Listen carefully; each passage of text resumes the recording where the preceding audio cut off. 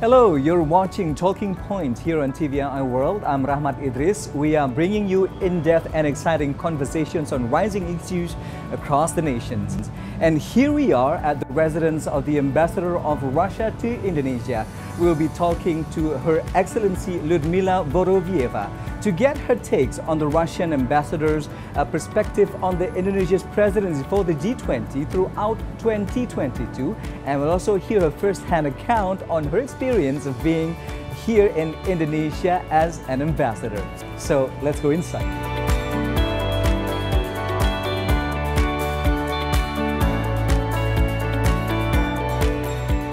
Your Excellency, Privet, thank you very much for meeting me. Selamat siang. Oh, that's it. So we have exchanged languages. It's such a pleasure to meet you for this conversation. Shall we have a seat?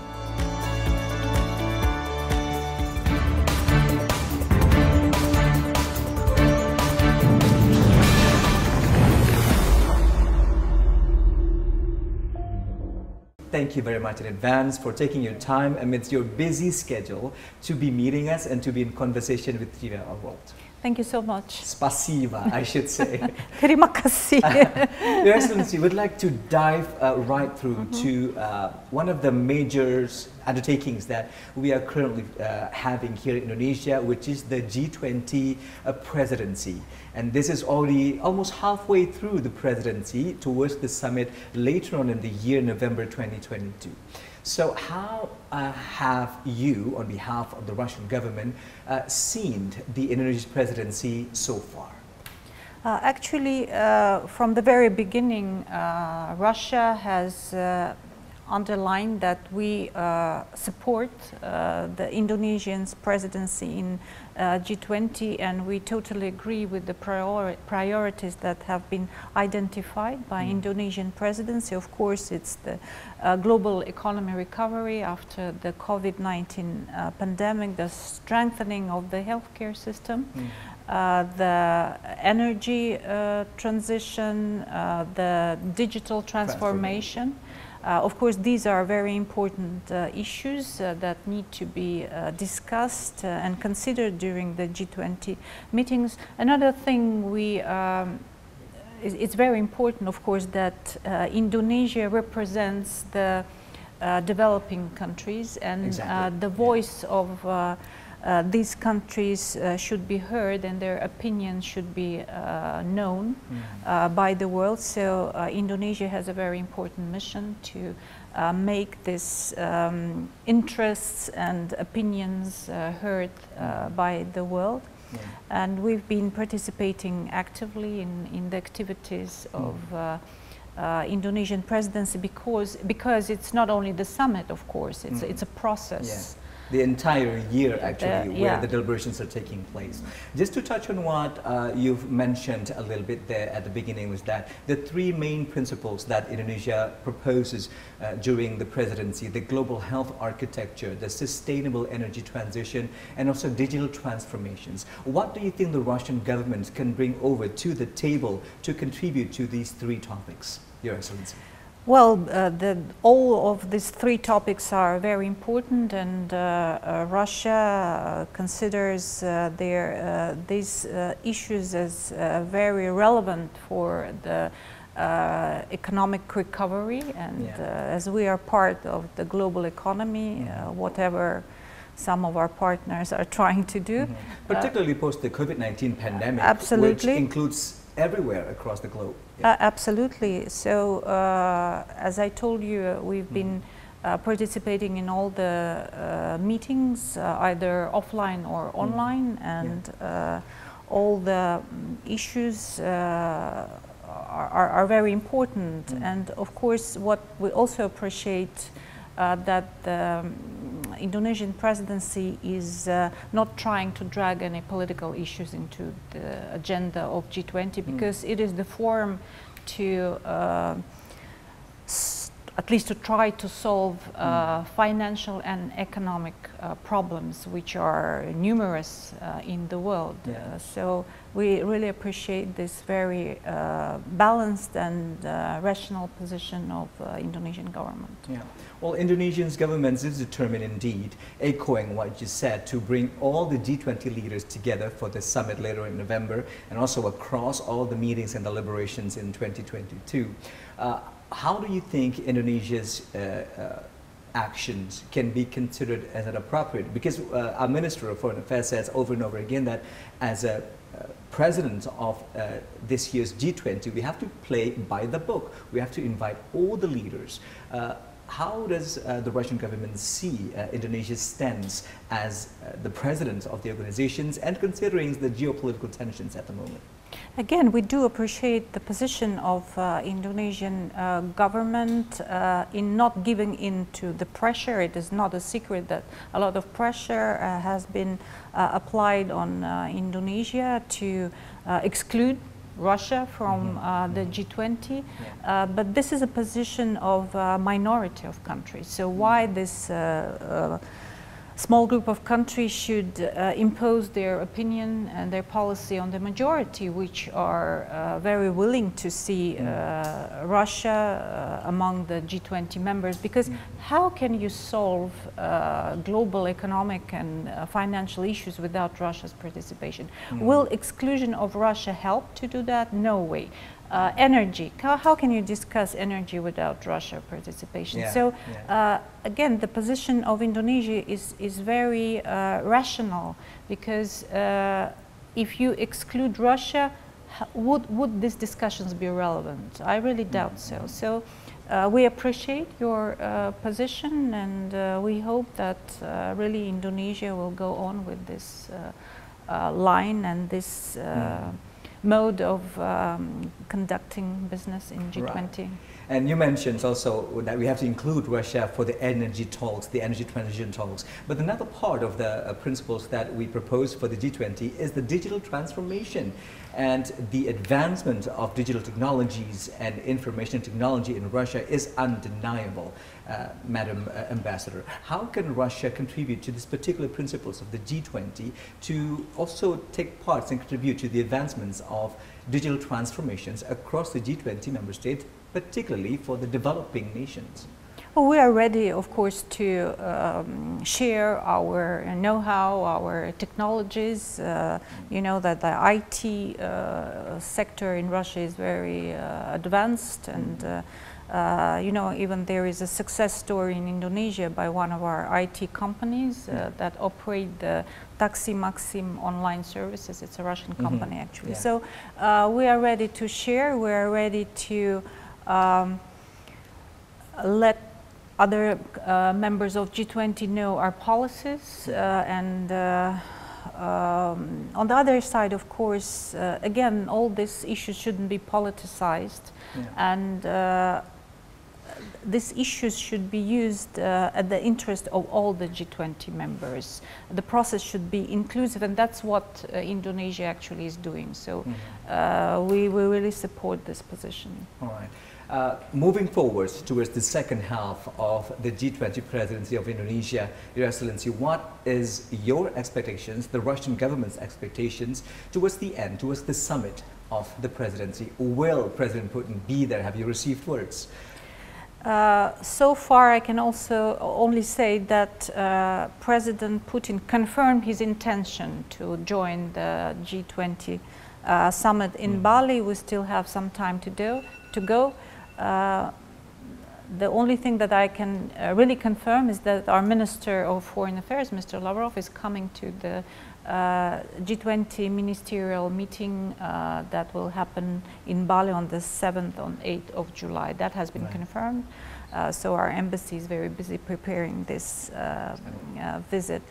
Mr. Sergei Lavrov. Mr. Sergei Lavrov, absolutely. And of course, what we expect from the outcome of the Indonesian presidency is to go forward in solving these very important issues. Of course, it cannot be solved in just 1 year. Probably Exactly. it's a process, but Indonesia has made a great contribution, and first of all at making the concerns of the developing countries known, and insisting that other countries should take them into consideration, and of course in promoting these issues that we've already mentioned. Indonesia has done a great job. That's what I think. All right. Your Excellency would like, next up, get your insights on how the experience have been being here in Indonesia during your tenure of ambassador in the country. And we'll be right back with more, still with the ambassador of Russia to Indonesia, right here on Talking Point. Don't go anywhere.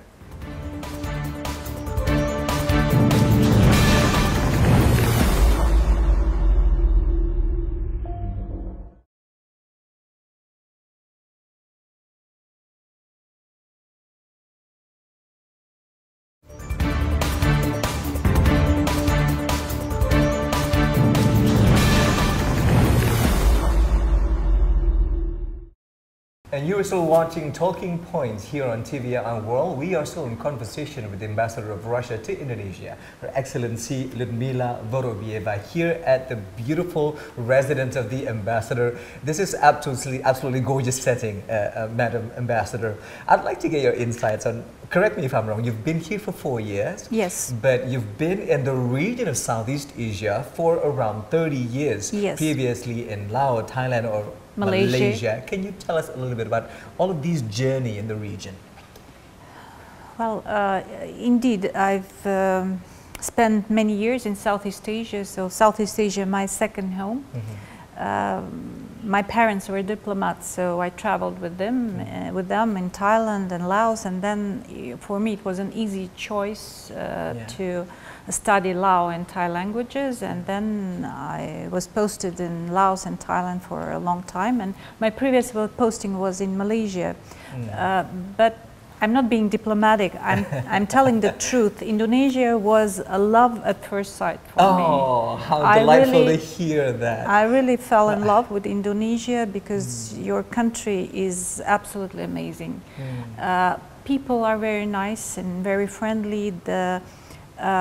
Jakarta is very vibrant, full of life. All the traffic congestions.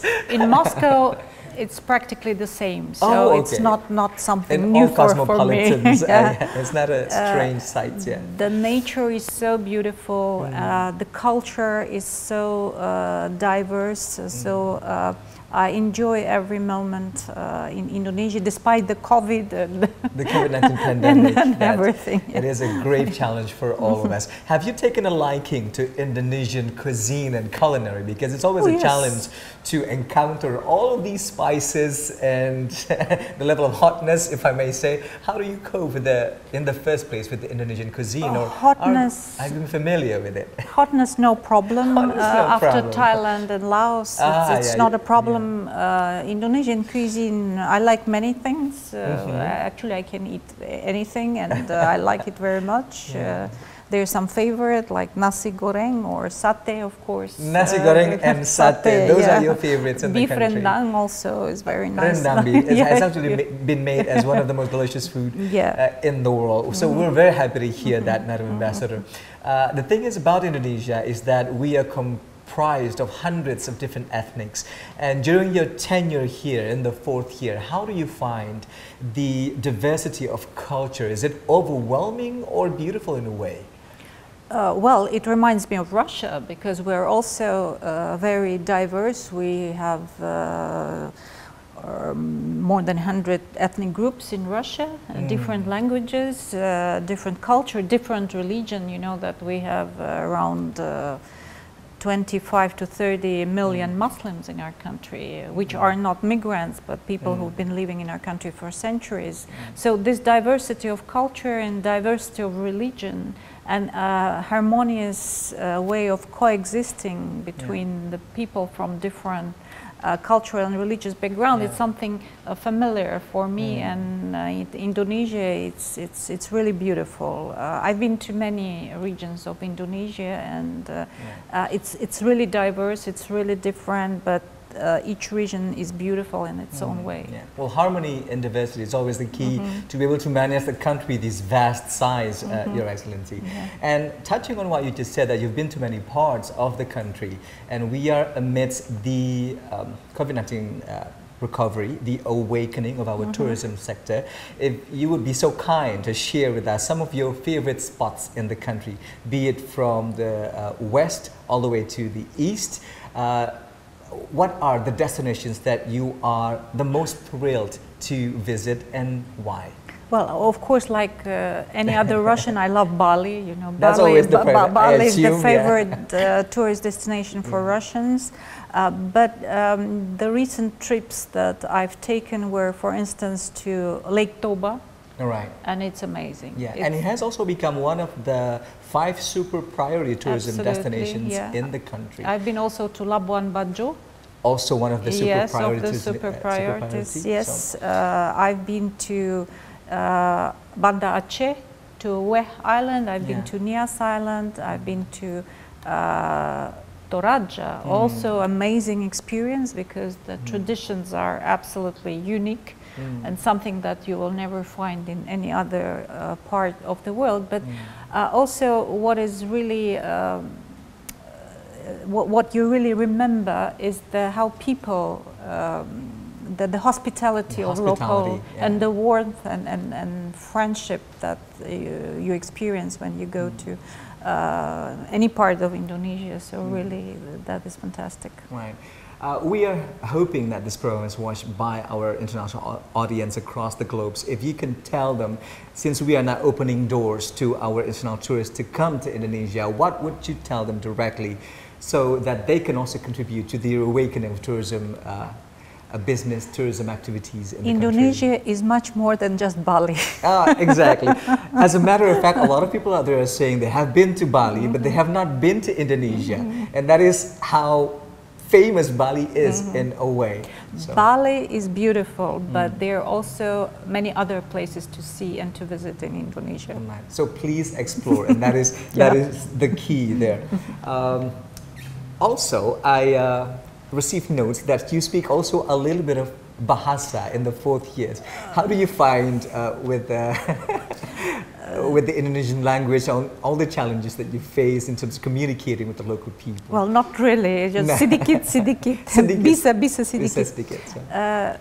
Actually, it was my intention to study Bahasa when I came to Indonesia, and in our embassy I have many colleagues, diplomats, who can speak Bahasa fluently, because in Russia we have this tradition of studying foreign languages. You can study Bahasa in many universities in Russia, and not only in Moscow and St. Petersburg, but other places as well. But at a certain age it gets difficult to study another foreign language. Exactly. But you're also very fluent in Lao, in Thai, and those are challenging languages as well. Well, I would not say that Bahasa Indonesia, contrary to popular belief, is a very easy language. Of course, just to go by, it will maybe not be too difficult, but if you study the literature, you know, the language in depth, of course, there are many difficulties. But you know what is very interesting, that there is similarity also between Bahasa and Russian language, and that is from the grammatical aspects, Sanskrit. Sanskrit, of course, because it's a well-known fact that in Indonesian language there is a lot of words from Sanskrit, and in Russian language as well. So that's where the two languages are intertwined from the Sanskrit. All right. Just my final question for this segment to you, Your Excellency. During your 4 years tenure, tell us some of the things that have been of great memory to you of being here in the country. I would say traveling across Indonesia. For instance, 2 years ago we went to Weh Island, Kota Sabang.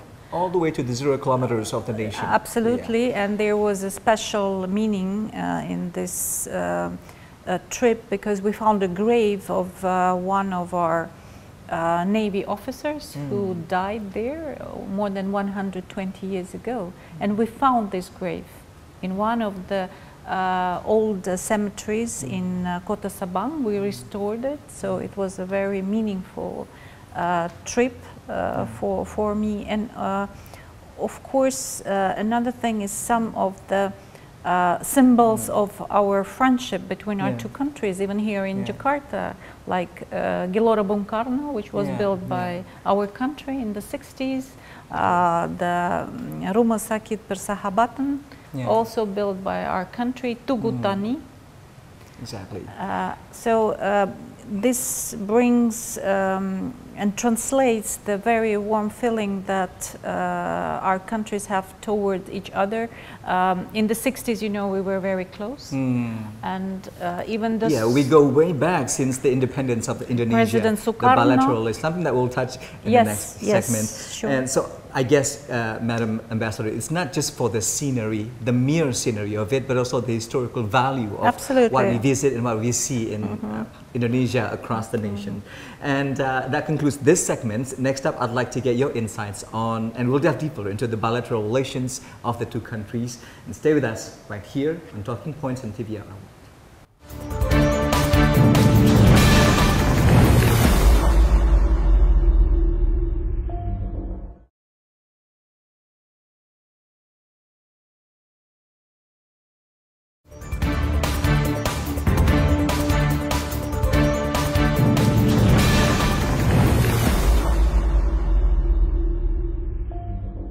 Thank you for still being with us on Talking Points right here on TVRI World. We are still honored to be sitting down in conversations with the Ambassador of Russia to Indonesia, Her Excellency Lyudmila Vorobieva. Madam Ambassador, I mentioned earlier that we'd like to delve deeper in this segment with the particular topics of our bilateral relations, which has started way long before.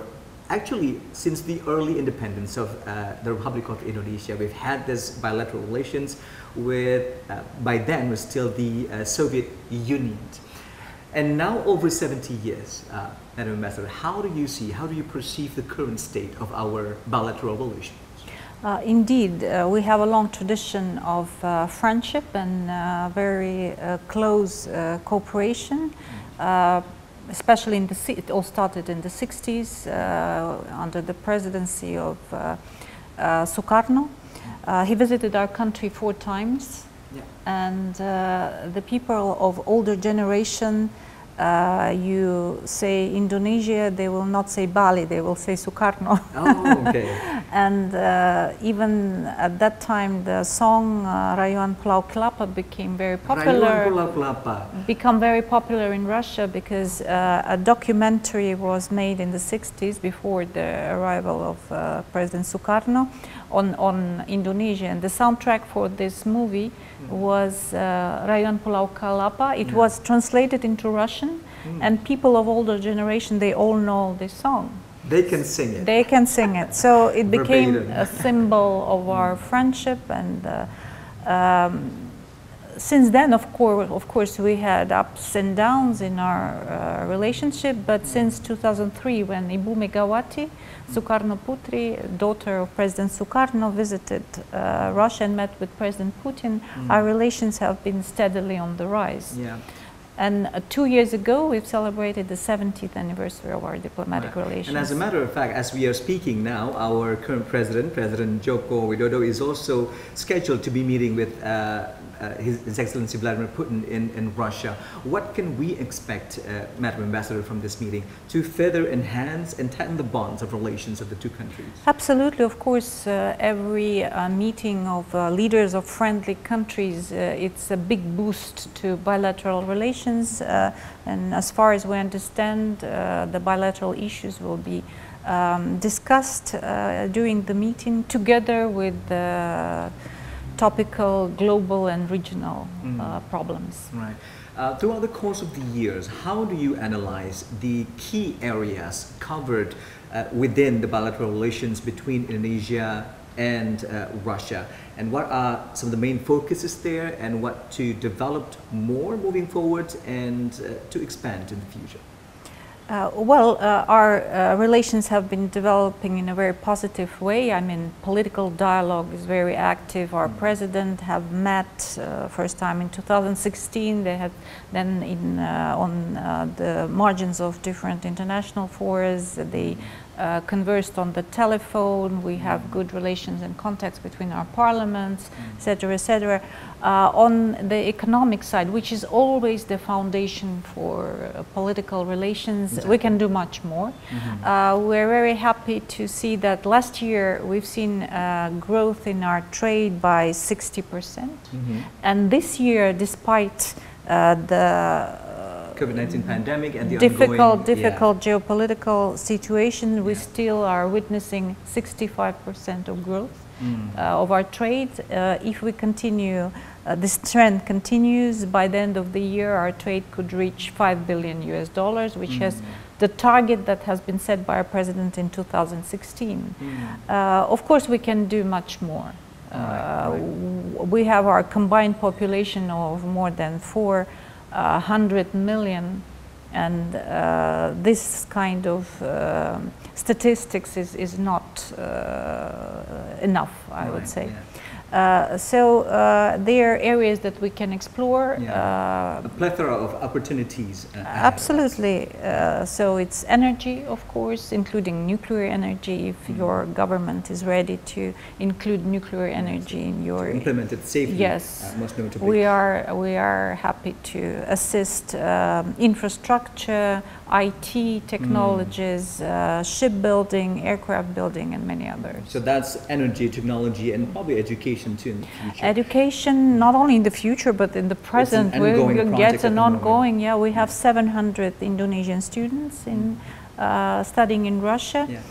We provide scholarships, our government provides scholarships. We have increased the number of scholarships by 100 for last year and this year, and we will be increasing even more because we see a big demand from Indonesians to study in Russia. Right. Just to follow through what you just mentioned on the geopolitical tensions at the moment, just making headlines last night, Madam Excellency, is how more bans and more sanctions are coming through from the Western countries, if I may say. Gold imports and the cap on Russian oil prices and surging inflations, for lack of a better words, have been hampering Russia at the moment. Would you care to share with us the current situations that Russia is currently facing, and how do you cope, how do you deal with these situations, not only in Russia, but in particular with our colleagues and residents, Russian residents outside, beyond the Russian borders? The sanctions that have been imposed on Russia, they are, I think, the biggest in history.